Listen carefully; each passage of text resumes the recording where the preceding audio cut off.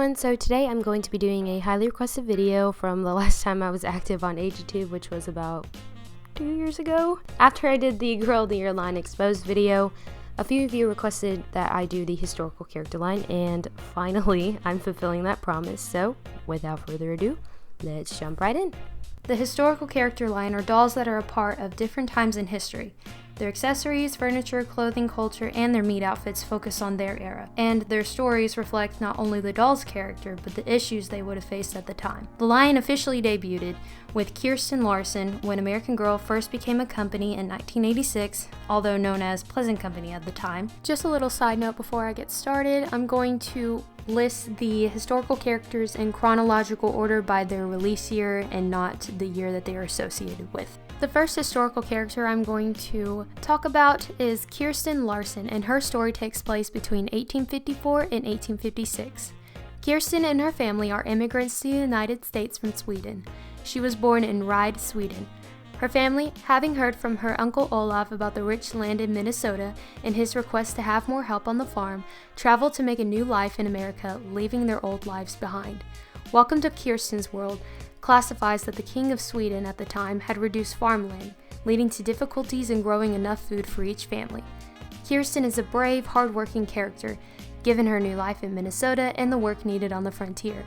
Initially, Kirsten does not feel like she will ever belong in America, but after some time, she starts to feel like she is an American and not just an immigrant. Kirsten Larson was one of the first 3 historical characters released in 1986 at the launch of Pleasant Company, along with Samantha Parkington and Molly McIntire. Kirsten's story represents the middle 1800s Western European immigration/pioneer era. And lastly, Kirsten is portrayed with bangs and has been since released. However, at the time, bangs were not fashionable for most girls or women, with the prevailing hairstyle being center-parted hair pulled back. Other girls and women shown in her series do not have bangs. The theory is that rather than change the wig design dramatically for newly designed dolls, she was given the same type of hairstyle as Samantha Parkington and Molly McIntire.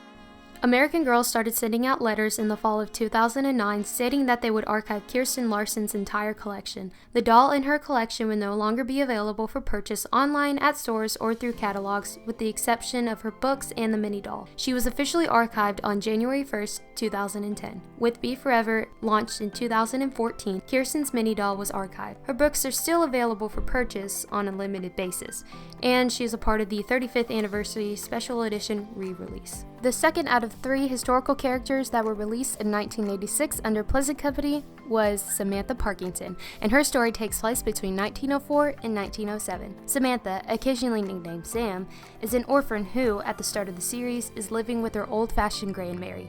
Samantha only remembers her parents faintly. They died the summer after she turned 5. She seeks the approval of grandmary and does not want to disappoint or worry her. She has been partially raised by her uncle Gardner, who is the major father figure in her life. She wants to please him and does not want to be left out of his life even after his marriage to her new Aunt Cornelia. Samantha likes progress, new inventions, and is interested in how things are changing and always at the turn of the century, though it's hard for her to adjust to the changes within her family. At times, she comes off as very naive due to her sheltered life. Nellie's more difficult life originally served as contrast to Samantha's well-to-do life. In the end, she realizes that she is a great leader and can stand for new ideas that could turn the world in a positive direction. While Samantha was initially marketed by Pleasant Company, later American Girl, as from the Victorian era, Queen Victoria actually died in 1901, and the series starts in 1904. There is always a slight overlap and blendings of eras in history. However, the attitudes, social errors, issues, technology, and fashions of the stories place Samantha more properly as Edwardian or the American Progressive era. This is especially seen in the blurring of class issues through Samantha and Nellie.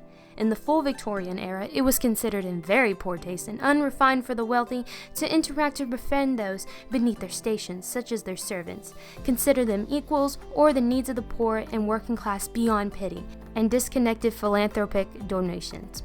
Although Samantha was released in 1986, her best friend, Nellie O'Malley, was not released in her collection until the fall of 2004 and completely sold out in December of 2008.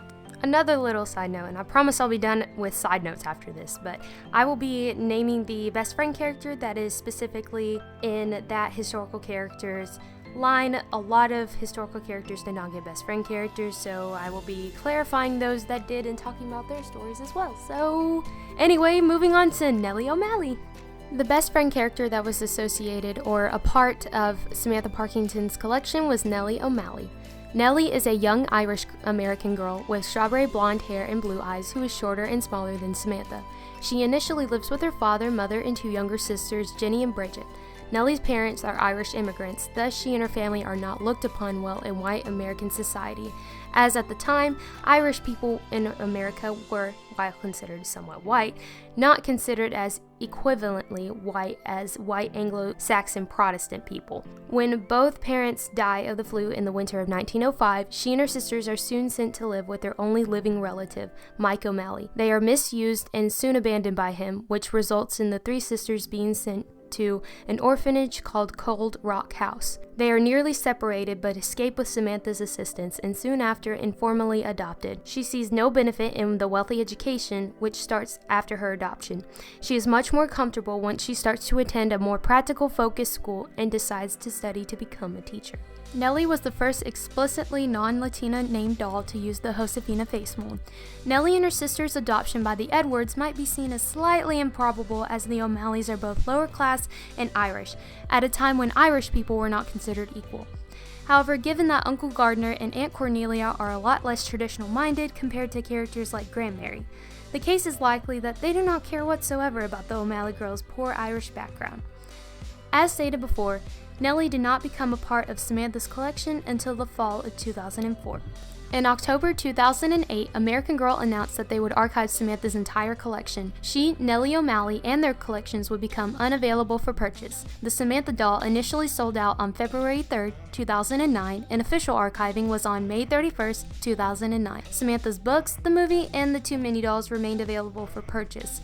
However, at the launch of Beef Rever in the fall of 2014, Samantha's collection was re-released with the absence of Nellie, and she became the first historical character to be re-released from the archives. She is also a part of the 35th Anniversary Special Edition re-release. The third historical character to be released in 1986 under Pleasant Company was Molly McIntire, and her story takes place between 1943 and 1946. Molly comes from a Scottish-American family and lives in the fictional town of Jefferson, Illinois. To her, World War II is mostly a distant inconvenience in her daily life. It is only when she is introduced to Emily Bennett that she sees that the war is truly affecting other people. She frequently becomes set on becoming a new Molly.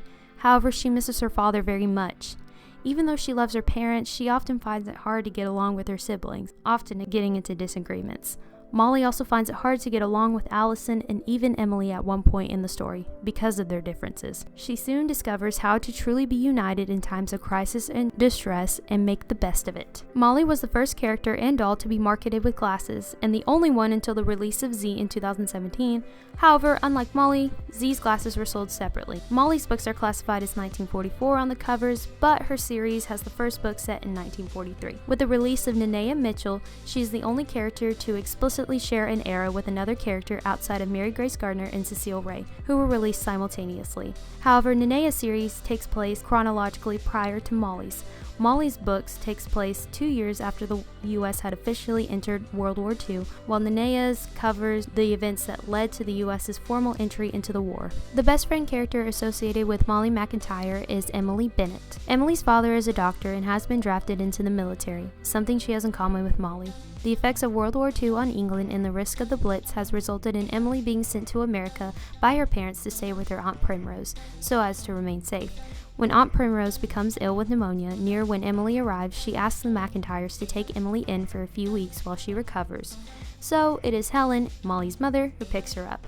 Unlike Molly, her friends and peers, the war has affected Emily greatly. England has been in the war for longer than the U.S., since 1939, and not only has had stricter and longer rations, but taken on many more immediate dangers due to its proximity to Germany and Italy. She confesses at the start that she feels like a coward for having left England, and that if she was brave, she would have stayed with her parents, who are still at risk. She initially came to America with stereotypes of Americans. Molly and her friends have stereotypes as well of her, thinking she might resemble a princess and be raggedy like Children in Life magazine. Later, she grows to admire Molly and tries to impress her. She comes to the conclusion that no matter what life throws at you, you have to be ready to bravely stand tall, even in unfamiliar places. Emily did not become a part of Molly's collection until 2006. In Happy Birthday Molly, Emily was originally illustrated with a bob chin-length hairstyle. Following Molly in American Girl on the home front, the doll was made with shoulder-length hair, and the original illustrations were edited to reflect the change. Molly's re-release in 2022 did not include Emily. Thus, like all of their best friend characters, it is unlikely that the Emily doll or collection will ever be available again. In June 2013, American Girl announced that they would archive Molly's entire collection. She, Emily, Bennett, and their collections were later archived in December of 2013. Molly and Emily's books and the movie remained available for purchase until the changes of Be Forever. However, in 2018, Costco partnered with American Girl, and Molly became available only at Costco for a higher price. In 2022, Molly became a part of the 35th Anniversary Special Edition re-release. And that will conclude the first part of the historical character line exposed. Thank you all so much for watching, and I'm not sure how many parts I will make to this video. We all know that there are a lot of historical characters, and not only that, there are best friend characters associated with older historical characters, and obviously we have to acknowledge their presence and their stories as well. I do know that part 2 will be out very soon, and yeah, thank you all so much for watching again, and I'll see you all in part 2. Bye!